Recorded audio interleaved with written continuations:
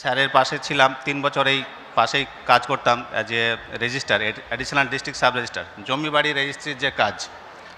তো মিশন থেকে WBCS করার পরে সেই পদে আমি নিয়োগ পাই। আর আজকে আমি যা কিছু, তার মূলে আল্লাহর ইচ্ছা এবং নির্দ্বিধায় আমার বলতে কোনো আপত্তি নেই যে মিশনের সাহচর্য।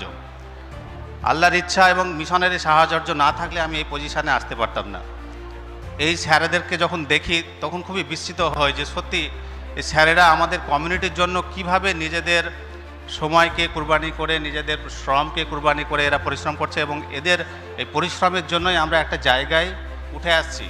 এবং যারা আমাদের হয়তো কোনো পরিচিতি ছিল না, তারা আজকে একটা সমাজে পরিচয় লাভ করেছি। তো আমি শুধু এটুকু বলবো যে আমার যেটা মনে হয়েছে যে আলামিন মিশন কিন্তু ছাত্রদের মধ্যে একটা উইনিং অ্যাটিটিউড তৈরি করে দেয়, এবং আমি যেটাকে ট্যাগলাইন মনে করি যে আলামিন মিশন রেন্ডার উইনিং অ্যাটিটিউড।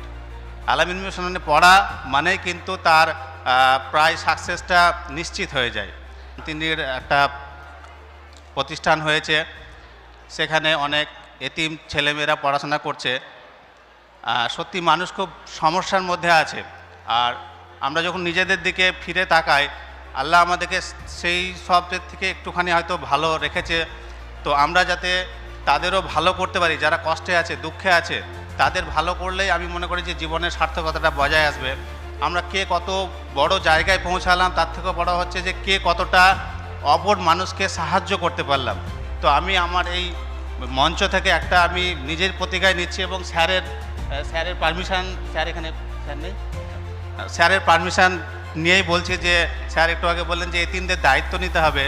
তো ইনশাআল্লাহ আমি আজকে থেকে কমিটমেন্ট দিলাম যে আমি একজন এতিমের দায়িত্ব নেব, এবং একজন এতিমকে তার পড়াশোনার জন্য যাবতীয় যা খরচা আমি আমার আয় থেকে ব্যয় করব। যদিও বলে যে এই দানগুলো বা এইগুলো মানে গোপনে করা উচিত, কিন্তু আমি এটা ওপেন মঞ্চে এই জন্য বলছি যে আমার এই ইনিশিয়েটিভটা হয়তো আরও 10 জনকে উৎসাহিত করবে এবং তারাও এগিয়ে আসবে। তো সেই জন্য আমি এটাই মঞ্চ থেকে বললাম, আল্লাহ আমার এই যে নিয়ত সেটা যেন কবুল করে এবং এই রেসপন্সিবিলিটি যেন আমি পালন করতে পারি, তার দোয়া আপনাদের কাছে চাইছি। এই বলে আমি আমার সংক্ষিপ্ত বক্তব্য শেষ করছি।